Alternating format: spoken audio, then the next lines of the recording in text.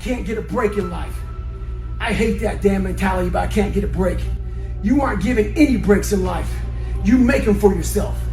We are all being tested in life. While my test is different than yours, you will be tested. And how you face that test and how you overcome that test determines the rest of your life. The one mentality that you must have in life is that regardless of what's in front of you, you still must grind. I'll never be in the Olympics. I'll never be a professional athlete, but still I grind. I fail at most things I do, but still I grind. I don't want to do half the shit I do, but still I grind. And that one day, you see me down a dark alley, running at 1 o'clock in the morning, know one thing. I was grinding. Stay hard. Being accepted is one thing that killed me. And you have to learn, what do you want in your life? We have so much influence coming at us that we are so lost. We don't know what we want to do because we don't spend enough time with ourselves. You have to learn to shut off a phone, shut off a computer, shut off a TV. And it's okay to sit in a room by yourself in a chair and just think about you, where I want to be, where do I see myself tomorrow, the next year from that.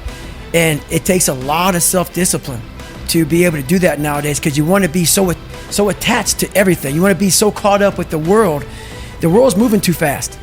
The world's moving so fast that you're trying to keep up to the point where you lose yourself in the world.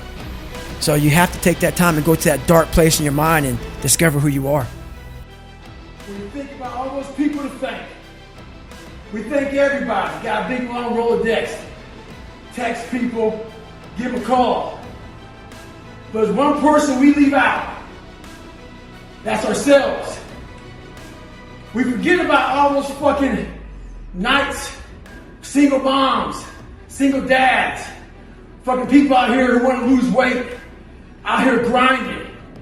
We forget about the hidden work that we put in, the work when nobody's watching. We forget about all those times we didn't want to do shit, and we did the motherfucker anyway. We live life thanking everybody in the fucking world. But the one person that goes neglected is yourself. Make sure you thank yourself. Stay hard. No matter what avenue I choose, I want to be the very best. And the very best may not be I'm number one. The very best is that I leave everything inside of me out there. So attacking is not like, oh, I want to win this or win that or be the best. The best is I'm running against myself in everything I do, and that's what I attack. I attack myself. I'm always questioning myself. I'm always holding myself accountable. Talk to me about the accountability mirror. So the accountability mirror is something that I kind of came up with in high school. Like I said, I started shaving my head when I was 16. And I got caught up in trying to impress so many people because no one liked me. So I developed so many different identities. Let me sag my pants. You know, let me pull my pants up. Let me talk this way or act this way or be this way or whatever the hell it may be. God, dog, there's so many different things I did to try to fit in with so many different groups that when you look in the mirror, that's the one person you can't lie to. So every morning I would shave my head thinking, God, I would reflect back on some of the lies I may have told somebody or some of the ways I acted that I didn't feel comfortable doing. And I did it to impress other normal people. The key word there is normal, everyday people. I was trying to make other people like me.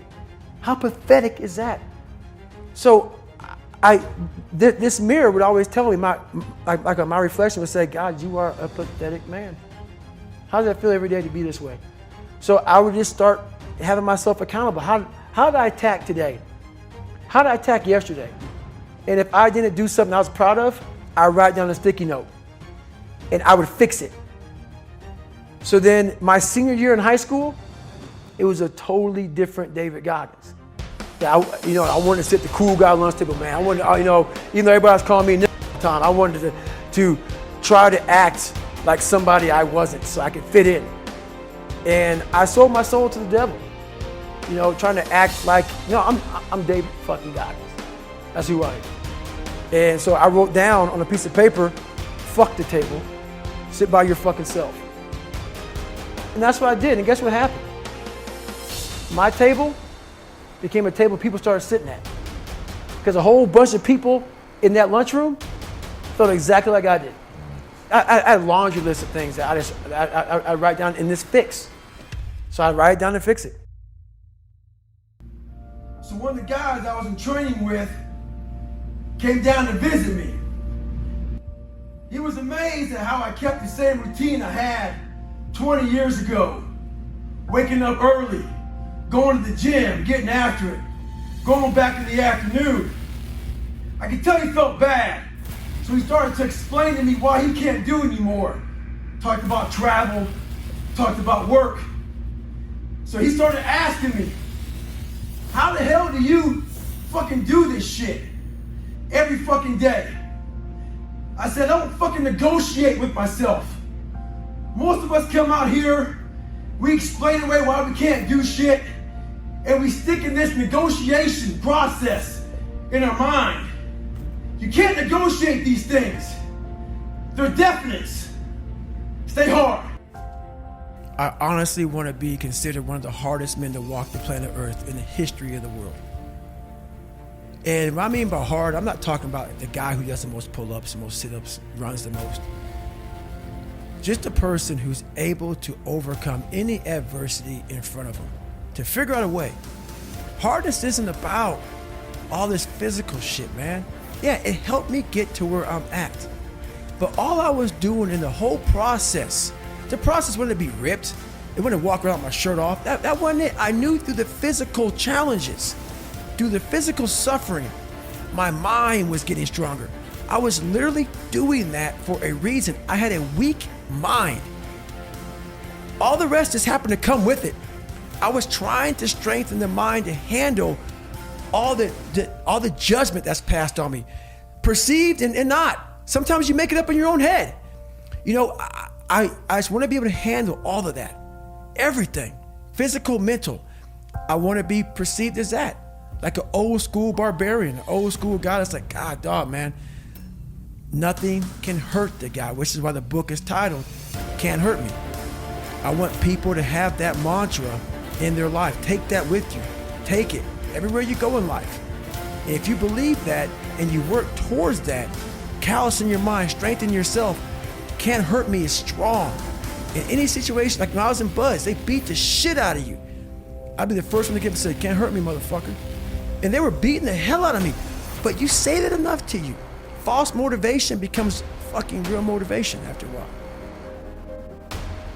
But this cat wanted to start racing somebody. So he started racing me. He didn't know who the fuck he was racing. He didn't know it was me. I'm under an alias. See, a lot of motherfuckers, when they think it's me or somebody else and they want to chase, they got a carrot in front of them. He had no carrot.